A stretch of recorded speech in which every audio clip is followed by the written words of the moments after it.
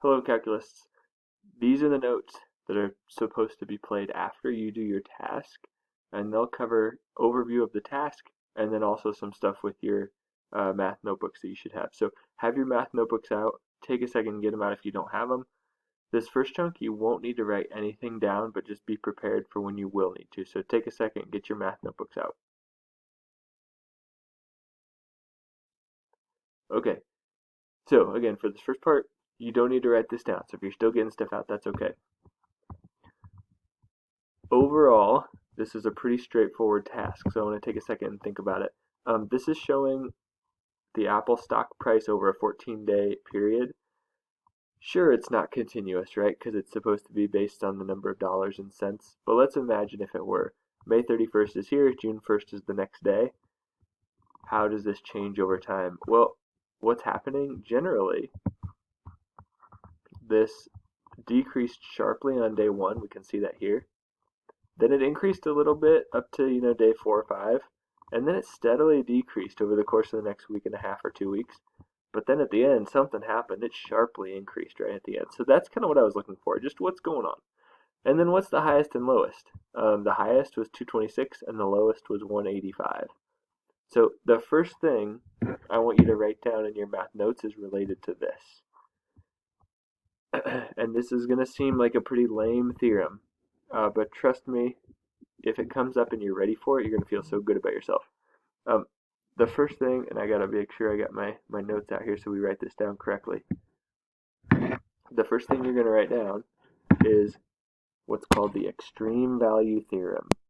So this is the third big theorem in calculus class. On Tuesday you covered, Tuesday was the test. Unit 2 you covered the intermediate value theorem. Wednesday, mean value theorem. Today, intermediate value theorem. Extreme value theorem. So extreme value theorem. This should be going in your math notebooks. Label this one the EVT. There's nothing to do with the proof here, so you don't have to worry about a third sentence stem.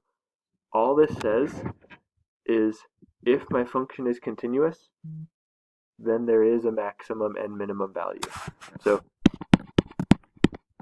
if f of x is continuous,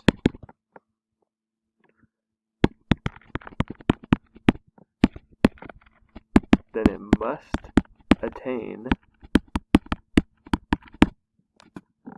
a maximum and a minimum value.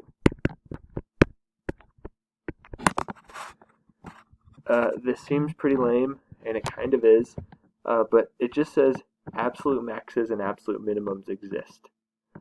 And that's our main idea here for this, is that we just need to clarify the difference between absolute mins, absolute maxes, and then relative mins and relative maxes. We talked about this a little bit in pre-calc last year, but I want you to look back at this task. We said, what is the highest value? It's at 226. That's right there. So since it was continuous, yeah, that maximum exists.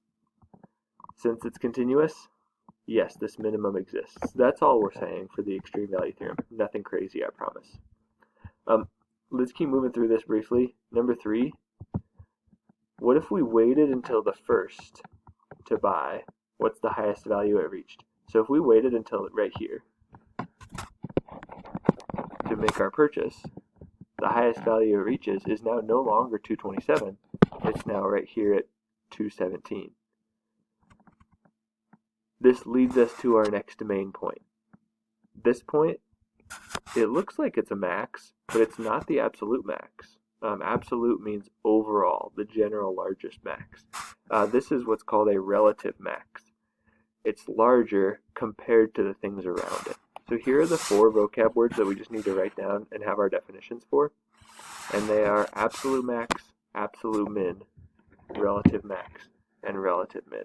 And I'm going to write these with the math notation, but I think if we looked at a picture, that might be easier. So we'll also make a sketch right after this. So here's note number 2. There are 3 total notes. An absolute max, an absolute min, a relative max. I'm going to write that all out. Relative max and a relative min.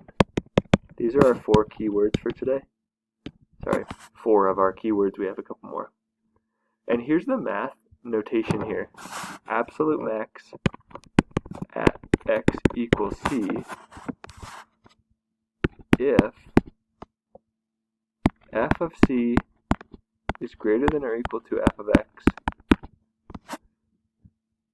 for all x.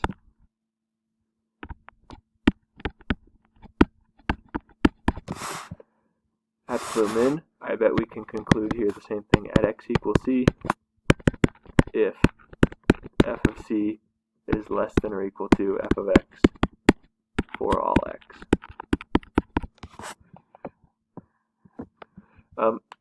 And then remember that picture we just saw, the relative maxes and mins, those were just higher than the points around it.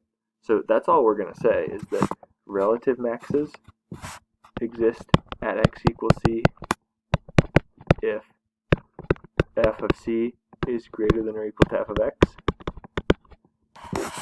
for nearby x's. So that's x's that are close to whatever value we're talking about. And then relative mins, same thing. At x equals c, if f of c is less than or equal to f of x for nearby x's. I just say nearby because when we're talking about relative max and min, we really only care about a small chunk of the graph. You can have a ton of relative mins and maxes. There's only going to be one absolute max and min. It might occur at multiple x values, that's true, but there's only going to be one output, one y value. So this is where we have to be careful. If I ask you, where does the max occur, you're going to give me an x value. If I ask you, what is it, the answer should be a y value. So just be careful about that notation. Let's draw a picture. Make a graph, any graph. Here's my graph. It's kind of goofy shaped here. That's going to be a little tricky. We'll figure it out. Let's label each of these. Where's our absolute max? Let's change some colors here so we can clarify the differences. Maybe something darker. Okay. Right here, absolute max. It's my overall highest value. Right here, absolute min. That's my overall lowest value. Here and here are both relative mins because they're lower than the values around them.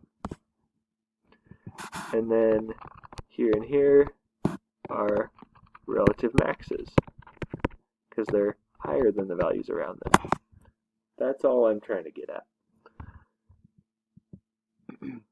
You can find all these with derivatives, and here's the most important point, and here's the thing we're going to use for the next several days. So think back to our task. Here we are. It said, for which values of t is the value of the stock not changing? So when is it not changing? It's not changing right here, right here, right here, right here. Any place where I'm at kind of a peak or a valley. These are all actually relative maxes and mins. Oh, this one's not really. But we'll get into that later. Right here, this is a relative max. This one right here, relative min. This one right here, relative min. So when is it not changing? It's changing at those locations. Think about what's true about the slope at those points. What is the slope of all of these? It's all 0. That's our key piece of information. That's the most important thing we're going to talk about today. These relative maxes and mins occur when the slope is 0, and we have a special name for these points. So go back in your notes. We're going to write our third key piece of info. This is major point number 3 here. And it's called critical points. Critical points is kind of a key definition here. They are points, and when I say points, I mean x values. They're x values where the derivative is 0 or undefined. Where the derivative is 0 or undefined. That's probably the worst handwriting I've ever had, but I think you get the idea. If I ask you to find the critical points, tell me where is the derivative 0 or undefined. Your answer should be a list of x values, maybe 1, maybe more. Where is that function, where is that derivative 0 or undefined? That's what you're looking for. You're going to get your mastery check here passed out right now. That's the thing I want you to start by thinking about. I want you to think about, hey, if this is a graph of f prime, where is this graph 0 or undefined? Number 2, where is the derivative 0 or undefined? Number 3, you just got to think as hard as you can. And then number 4 is pretty tricky, but you'll get a key for that as well. Use those 3 notes you just took and try and solve these 4 questions. The next video you watch, we'll go over the key for this. Then you'll be able to grade yourself and turn that one in. Save any questions if you have them, or send them to me on Teams. I'm definitely available, and you can get them answered as soon as you need them. Have a good day. Keep it up.